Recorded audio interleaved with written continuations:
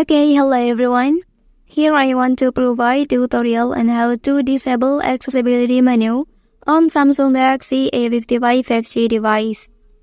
Well, disabling the accessibility menu prevents accidental activation of accessibility features, which may occur if the accessibility menu is triggered unintentionally through gestures or button combination.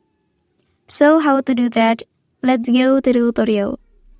Okay, firstly, you can go to the settings menu on your device.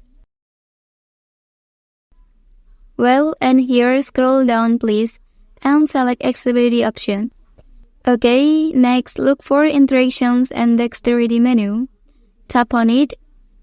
After that, turn this toggle off.